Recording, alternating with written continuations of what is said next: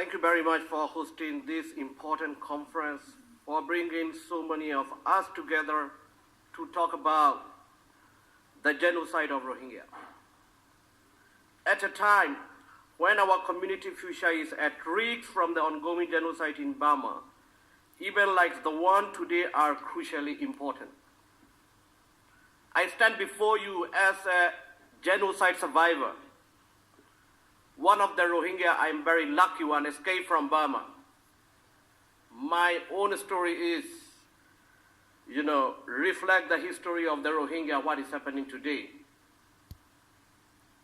My grandfather was a parliamentary secretary during democratic time in Burma. And my mother's grandfather was the first judge in Northern Arakan.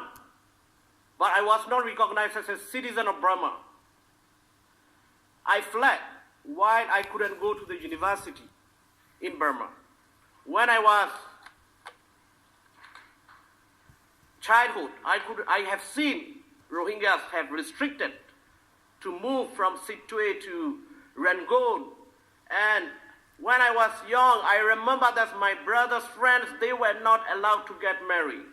I have seen thousands of Rohingya students pending to go to the university, the application. That's how I have seen. So that's what I want to say, that I'm lucky today to stand here to speak on behalf of our community. Today I live in London, where my children have British passport and they go into school. I'm well aware that I'm lucky ones, and we are here today to make sure all Rohingya children can grow up in the same safety as my son and daughter in their home country. Even though military offensive was launched August 2017, caught the world attention, we all know that Rohingya have suffered for much longer. Finally, the world has caught up what we have been saying for many years. Our community, we've been saying, the only word describe what is going on is genocide. At the height of last year's crisis in 2017, I spent 1 month in Bangladesh refugee camps, and I visited there. I met many survivors. I heard one thing from them: we want justice. And secondly, they come up, they say, we want security and protection in our homeland. We want full citizenship before our return to Burma. It's not happened only one time. In 1978, my own father fled to Bangladesh, and they were forced back to Burma. And its cycle of exodus is continuing. It is much needs to happen before this can become a reality. Myanmar government is continuing to promise to international community improving Rohingya situation, and they will be implementing Kofi Annan recommendation, and they set up its own investigation to abuse. But nothing has happened. We have seen no desire and willingness from government level and military. There is no such a political will. There is a government and military actively trying to wipe us out as a people for several decades. Their end goal is genocide. They might not be saying in public. And this is not just about the military, it is about civilian government. Rohingya have always supported Aung San Suu Kyi. Rohingya party been in alliance with her for more than 20 years.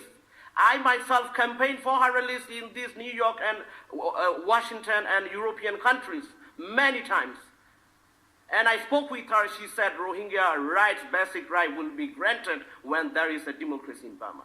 Today, she is completely complicit. She's complicit in this genocide against our community. If she wanted to, she could open up Rakhine State to aid access. Or she could release the writers, journalists who have highlighted military atrocities against Rohingya. But she has chosen not to do anything. That is why forums today are also so important. We must stand together to push a change for all ethnic minorities for Burma. The international community must do much more. Never again will be just meaningless if we will not do any action. We must remember that this is not just about the Rohingya. This is about brutality that leaves destruction, crime against humanity behind wherever it's gone, whether in Rakhine State, Shana State, in Kashmir State, in Shina State. We have seen last few weeks, our Rakhine brothers, sisters, they are not getting aid in Rakhine State. I grew up in Rakhine State and, suffered more than I grew up in Rakhine State there and remember playing with Rakhine friends. We've been living side by side. I have a lot of Rakhine friends. So this is the divide and rule policy. We've been living in Rakhine many, many centuries. When there was Rakhine Kingdom, Rohingyas have been playing a key role in administration.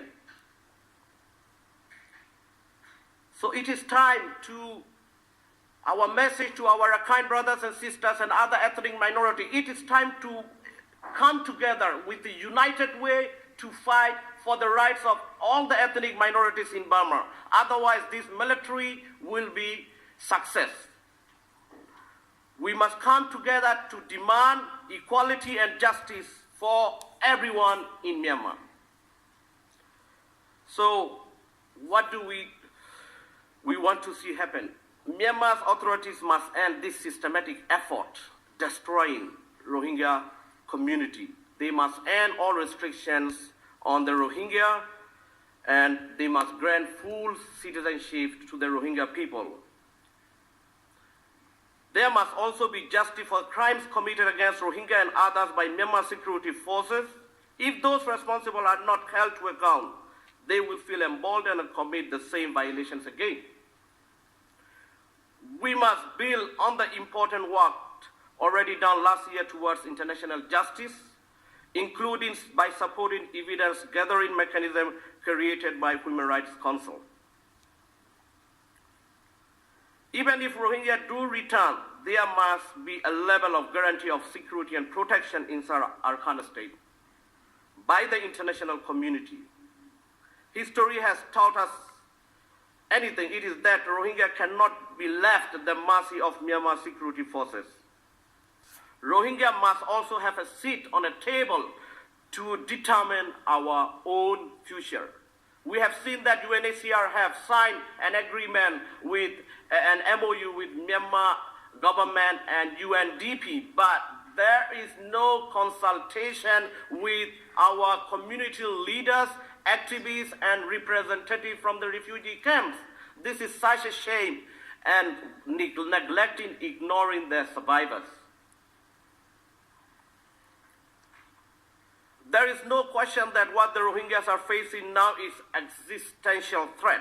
A few months ago, Burmese Rohingya organization UK released a report showing how the whole generation of Rohingya children are growing up without education, whether confined to villages in Rakhine State or to refugee camps in Bangladesh. This is time that we need educated Rohingya more than ever, who can act as leaders in our community. Bangladesh has a role to play here. Dhaka must realize that refugees are not returning anytime soon. They must end all restrictions in the camps and allow Rohingya children to get an education. Rohingya participation and alliance building needs to be a forefront of any international NGO strategy for progress on human rights, community development, and humanitarian aid. We have seen many NGOs in Bangladesh, in Cox's Bazar. This is important. They must consult. They must sit down with Rohingya communities. What are the programs, and they need to get advice from the community. They can't, without consultation, there will be much more failure, and they can't do only with their own wish, And Despite, mass trauma, countless of human rights abuses, humanitarian public health disaster that could happen in the refugee camps in Bangladesh, there is a unique opportunity to engage, mobilize Rohingya community, build up leadership for the next generation. The international community to dedicate resources, human, financial, to ensuring that Rohingyas are allowed to thrive as best as they can in these circumstances. Burmese and ethnic